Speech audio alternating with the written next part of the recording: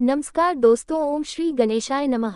कान्हा ऐसे बसो मेरे मन में जैसे तुलसा बसे आंगन में, कान्हा ऐसे बसो मेरे मन में जैसे तुलसा बसे आंगन में, जैसे फूलों में खुशबू है बस्ती, जैसे फूलों में खुशबू है बस्ती पर हमको नजर नहीं ऐसी खुशबू बसा दो मेरे मन में, कोई देखे ना तुमको हम में, ऐसी खुशबू बसा दो मेरे मन में, कोई देखे ना तुमको हम में। हरे कृष्णा। आप सभी का दिन शुभ हो। कान्हा जी की कृपा आप सभी पर सदा बनी रहे। इससे पहले की वीडियो को लाइक करने के लिए, कमेंट्स करने के लिए आप सभी का बहुत बहुत धन्यवाद। आज के अध्याय का शुभारंभ करते हैं कार्तिक स्नान की कहानी से, और इस वीडियो के लास्ट में आप तुलसी चालीसा का पाठ और तुलसी माता की आरती भी सुनेंगे। कार्तिक मास में पीपल पतवारी की कहानी कहीं और सुनी जाती है। स्नान और पूजा करने के बाद पीपल पतवारी की कथा या पीपल पतवारी की कथा सुनने से अपार पुण्य मिलता है। कार्तिक मास में स्नान, ध्यान और पूजा पाठ का विशेष महत्व होता है। आज के दिन इस कथा को सुनने से सभी पापों का नाश होता है और भगवान विष्णु की कृपा प्राप्त होती है। किसी गाँव में एक गुजरी रहा करती थी। वो दूध दही बेचकर अपने परिवार का पालन पोषण करती थी। एक दिन उसने अपनी बहू को बुलाकर कहा कि बहू जा, आज तू ये दूध दही बेच कर आ। बहू दूध दही बेचने गई तो रास्ते में उसने देखा कि कार्तिक मास में औरतें पीपल सींचने आई हुई हैं। वो उन्हें देखकर बैठ गई और औरतों से पूछने लगी कि तुम ये क्या कर रही हो। औरतों ने कहा कि हम पीपल महादेव की पतवारी सींच रहे हैं। बहू ने फिर पूछा कि अच्छा, ऐसा करने से क्या होता है। तब औरतों ने बताया कि ऐसा करने से अनंत धन की प्राप्ति होती है। अगर किसी का पति वर्षों से बिछड़ा हुआ है तब वह मिल जाता है। औरतों की सारी बात सुनकर वह गुजरी की बहू बोली कि तुम तो पानी से सींच रही हो, मैं तो दूध दही से सींच। अब गुजरी की बहू हर रोज आती और सार दूध दही से पीपल की पतवारी को सींच जाती। उसकी सास उससे वापस लौटने पर हर रोज पैसों के बारे में पूछती तो वह कह देती कि माँ जी, कार्तिक का महीना खत्म होने दो, तब मैं सारे पैसे लाकर दे दूंगी। कार्तिक का महीना पूरा होने पर पूर्णिमा आ गई। तब वह गुजरी की बहू पीपल की पतवारी के पास धरना देकर बैठ गई। पीपल ने उससे पूछा कि तू यहाँ पर क्यों पड़ी हुई है। वह बोली कि मेरी सास दो दही के पैसे आज मांगने वाली है, लेकिन मैंने तो पूरे महीने पीपल के पेड़ को दूध और दही से सींचा है, अब मुझे पैसे चाहिए। पीपल ने कहा, मेरे पास पैसे नहीं है, ये भाटे डंडे पत्ते और पान पड़े हैं, ये सब ले जा और गुल्लक में ले जाकर रख देना। बहू घर पहुंची। घर जाने पर सास ने पूछा कि बहू बता, पैसे लाए हैं। बहू कहने लगी, माँ जी लाए हूँ और मैंने गुल्लक में रख भी दिए हैं। सास ने गुल्लक खोलकर देखा तो उसकी आंखें रह गई। गुल्लक में से हीरे मोती जगमगा रहे थे। सारे सूखे पत्ते धन में बदल गए थे, जिन्हें देखकर सास कहने लगी, अरे बहू इतना धन कहाँ से लाई है। वह सीधी सादी थी। उसने अपनी सास को सारी बातें सच सच बता दी कि उसने तो दूध दही से पीपल की पतवारी सींच दी थी और पैसे मांगने पर पीपल ने पत्ते डंडे और भाटे दे दिए थे और वह गुल्लक में रखने से हीरे मोती बन गया। अब बहू की बात सुनकर सास बोली कि बहू, तब तो मैं भी पीपल की पतवारी सींचने जाऊंगी। अब सास दूध दही तो बेच आती और दूध दही की हांडी धोकर पीपल की पतवारी में रखा आती थी। घर आकर वह अपनी बहू से कहती कि बहू चल तू मुझसे पैसे मांग। बहू कहती कि माँ जी आई, कभी बहू भी सास से पैसे मांगती है क्या। फिर सास के बार बार कहने पर आखिरकार बहू ने सास को पैसे लाने के लिए कहा तो वह एक दिन पीपल के पास धरना देकर बैठ गई। पीपल ने सास को भाटे पत्ते डंडे और पान दे दिए और सास ने घर आकर गुल्लक में वह सब ले जाकर रख दिए। सास के कहने पर बहू ने गुल्लक फोड़ी तो देखा कि उसमें तो कीड़े मकोड़े चल रहे थे। बहू ने सास से पूछा कि माँ जी यह सब क्या है। सास कीड़ों को देखकर बोली कि पीपल पतवारी ने तुझे धन दिया, लेकिन मुझे कीड़े क्यों दिए। इस पर सभी औरतें बोली कि तुम्हारी बहू ने सब कुछ सच्चे मन से किया था, लेकिन तुमने धन के लालच में आकर यह सब किया। इसलिए हाथ जोड़कर इस कथा के अंत में कहना चाहिए कि ये पतवारी माता, जैसा आपने बहू को दिया वैसा ही अपने भक्तों को देना। इस कथा को कहते सुनते और हुंकारा भरते सभी भक्तों को देना। अब सुनिए कार्तिक मास महात्म में आगे का अध्याय। कार्तिक मास के लिए श्रेष्ठ कार्यों, तुलसी जी की महिमा और पूजा आराधना के बारे में इतना सुनने के बाद देवर्षि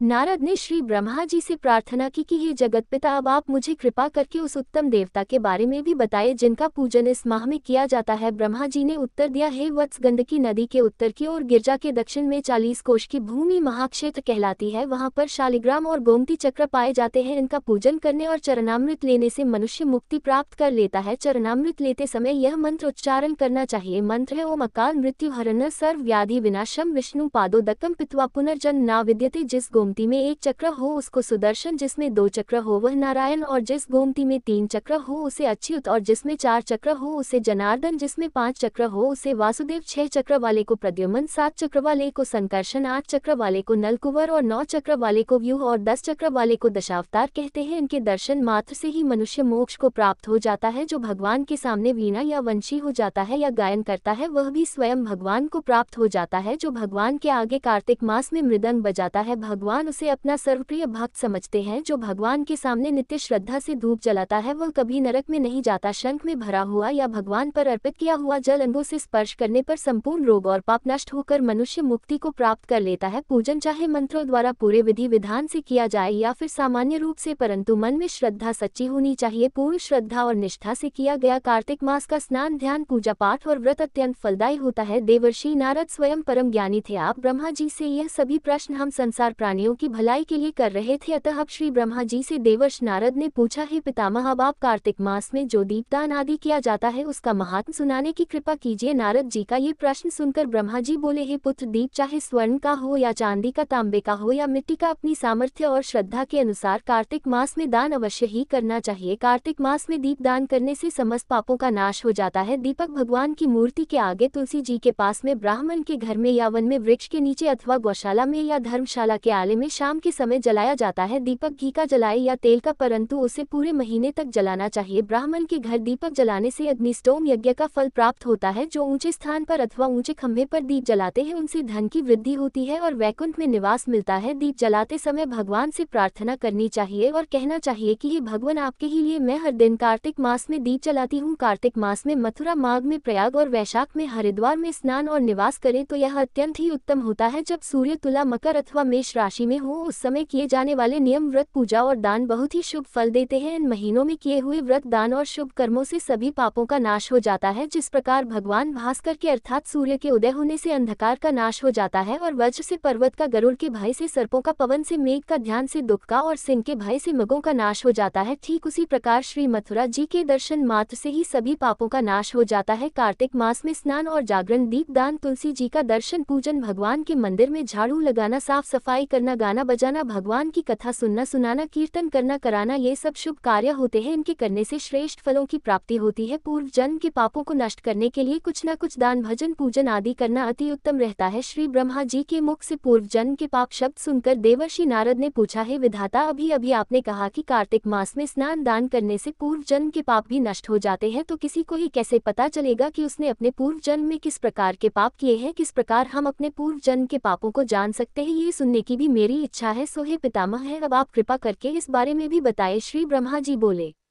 हे पुत्र, पूर्व जन्म का ब्रह्म हत्यारा, क्षय रोगी और पर स्त्री गमन करने वाला कोढ़ी बन जाता है। स्वर्ण चोर के नाखून खराब हो जाते हैं और मदिरा पीने वाले के दांत खराब हो जाते हैं। इस प्रकार मनुष्य के पूर्व जन्म के पापों को पहचाना जा सकता है। इस प्रकार के सभी पाप दान, तपस्या, कृष्ण व्रत आदि से निवारण हो जाते हैं। ब्रह्मा जी ने आने कहा, हे देवर्ष, अब हम कुछ व्रत आदि बतलाते हैं। एक समय भोजन करने से और 3 दिन शाम और 3 दिन प्रातःकाल भोजन करने को अतिकृष्ण व्रत कहते हैं। शाम के समय 12 ग्रास और प्रातःकाल में 26 ग्रास या 24 ग्रास खाने को भी अतिकृष्ण व्रत कहा गया है। 3 दिन तक खाएं और फिर 3 दिन उपवास करें तो ये भी अतिकृष्ण व्रत होता है। शाम के समय 1 ग्रास और काल में 1 ग्रास, फिर 2 दिन बगैर मांगा हुआ और 2 दिन तक उपवास करे तो यह व्रत अतिकृच्छाग व्रत कहलाता है। 21 दिन तक केवल दूध या पानी पीता रहे तो यह व्रत कृतिकाक्ष व्रत कहलाता है। 12 दिन तक उपवास करना पराग व्रत कहलाता है। 4 दिन कुछ नहीं खाना, फिर सत खाना या फिर छाछ पीना, इसके बाद ब्राह्मणों को दक्षिणा देना सौम्य कृष्ण व्रत कहा गया है। इसी प्रकार 12 दिन तक उपवास करना द्वादश कृष्ण व्रत कहलाता है। तुला पुरुष का दान करना और गौ का घी, दूध, दही तथा कुशा का जल पीना। दूसरे दिन उपवास करना, ये कृष्ण संतप्रीन का पूजन करना चाहिए। उस रात को उपवास रखकर और कमर तक जल में खड़े रहकर रात्रि भर भजन करने को जल कृष्ण व्रत कहा गया है। जो इस व्रत को करता है वह वैकुंठ को प्राप्त कर लेता है। कार्तिक सुदी सप्तमी को घी खाकर फिर एकादशी को उपवास पितामह कृष्ण व्रत कहा जाता है। ये पितामह कृष्ण व्रत करके दिन में भगवान श्री कृष्ण चंद्र का पूजन करे तो करने वाला तीनों लोकों में पवित्र होकर वैकुंठ लोक को प्राप्त कर लेता है। कार्तिक सुदी छठ से 3 दिन तक उपवास करने से महेंद्र कृष्ण व्रत हो जाता है। इसे कर मनुष्य दुर्लभ वैकुंठ लोक में वास पा लेता है। 3 दिन अन्न भक्षण करने और 3 दिन उपवास करने से पत्र पंचक व्रत हो जाता है। इसे वैष्णव कृष्ण व्रत कहा जाता है। अगर एकम से पंचमी तक केवल दही खाए फिर एकादशी और द्वादशी को भगवान का पूजन करे तो उसे परम कृष्ण व्रत कहा गया है। इसके करने से श्वेत द्वीप में वास मिलता है। जो शुक्ल पक्ष की एकम से प्रतिदिन 1-1 ग्रास कम करता है और अमावस्या को कुछ नहीं खाता तो यह चंद्रायन व्रत कहलाता है। 1 ग्रास 2 तोले अर्थात 25 ग्राम के लगभग मानना चाहिए। चाहिए। एक बार में जितना भोजन आसानी से मुंह में आ जाए इतना ही ग्रास होना चाहिए। कृष्ण पक्ष के आदि में अर्थात शुरुआत में 14 को 5 ग्रास और फिर हर दिन एक ग्रास बढ़ाकर एक पक्ष में 240 ग्रास पूरे करने चाहिए। इसे भी चांद्रायन व्रत कहते हैं। जो व्यक्ति कार्तिक शुद्धि, सप्तमी, अष्टमी, नवमी और दशमी को जल कमल खाए फिर एकादशी को उपवास करे तो ये लक्ष्मी व्रत कहलाता है। इस लक्ष्मी व्रत को करने वालों पर श्री लक्ष्मी जी की कृपा बनी रहती है और अंत में उन्हें भगवान विष्णु के वैकुंठ लोक में वास मिल जाता है। प्रतिदिन प्रातः काल में 4 ग्रास और सांयकाल ना खाने से शिशु चंद्रायन व्रत होता है। पूरे कार्तिक मास तुलसी जी का और आंवले का पूजन करना चाहिए। अगर स्त्री व्रत करे तो अपने पति की दीर्घायु की कामना भी करे। समाप्ति के बाद किसी ब्राह्मण को गौदान या अपनी सामर्थ्य के अनुसार दान, दक्षिणा या भोजन आदि देना चाहिए। इन व्रतों को करने से व्रत करने वाला भगवान का प्रिय पात्र तो बन ही जाता है, इस श्लोक में वह सभी सुख और ऐश्वर्य को भोग कर अंत में मोक्ष को भी प्राप्त कर लेता है। ऐसा कहकर श्री ब्रह्मा जी कुछ देर के लिए मौन हो गए। हरे कृष्णा। आज का अध्याय समाप्त हुआ। अब सुनिए तुलसी चालीसा पाठ और तुलसी माता की आरती। जय जय तुलसी भगवती सत्यवती सुखदनी नमो नमो हरि प्रेसी श्री वृंदा गुणखानी श्री हरि शीश विरजन देहु अमर वरम जनहित हे वृंदावनी अब न करह विलम्ब। धन्य धन्य श्री तुलसी माता महिमा अगम सदा श्रुति गाता। हरि के प्राण हो से तुम प्यारी, हरि हेतु कीन हो तब भारी, जब प्रसन्न है दर्शन दीन हो तब कर जोड़ी विनय उसकी हो। हे भगवंत कंत मम हो दीन जानी जानी छाड़ छे सुनी लक्ष्मी तुलसी की बानी। दिन हो श्राप कत पर आनी उसे योग्य बर मानगन हारी हो बिप तुम जड़ तनु धारी। सुनी तुलसी ही शपथ हिमा करहु वास तुनि चंद धामा दियो वचन हरि तब तत्काला सुनहु सुमुख जानी हो बिहाला समय पाए योरो पाती तोरा पूजही आ वचन सत मोरा तब गोकुल मह गोप सुदामा ता सुभाई तुलसी तू बामा कृष्ण रास लीला के माही राधे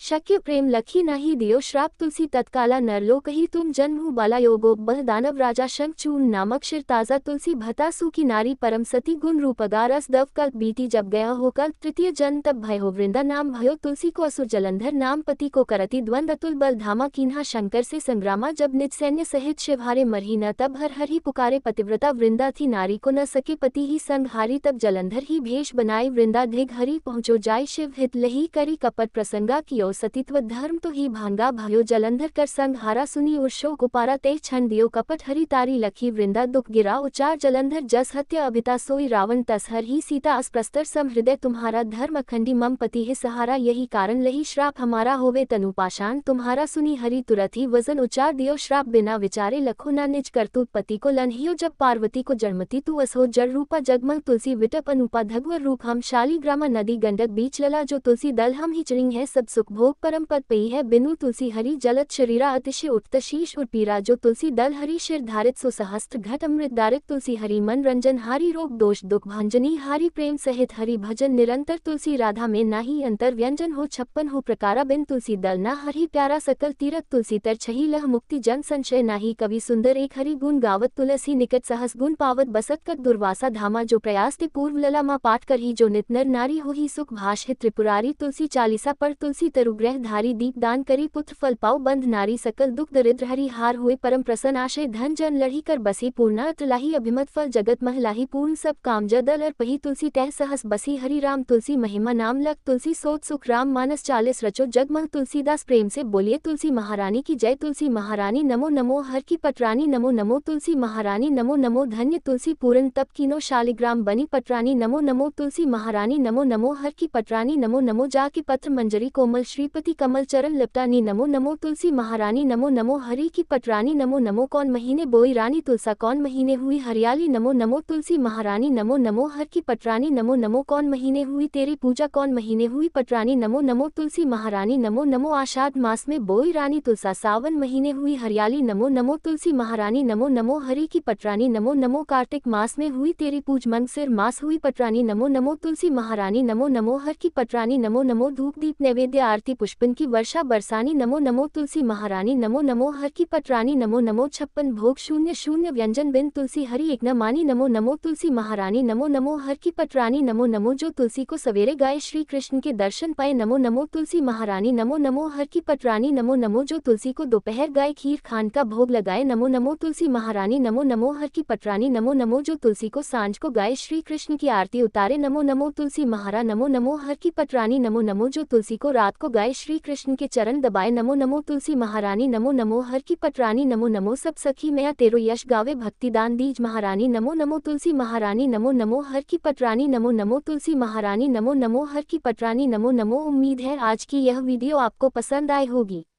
धन्यवाद।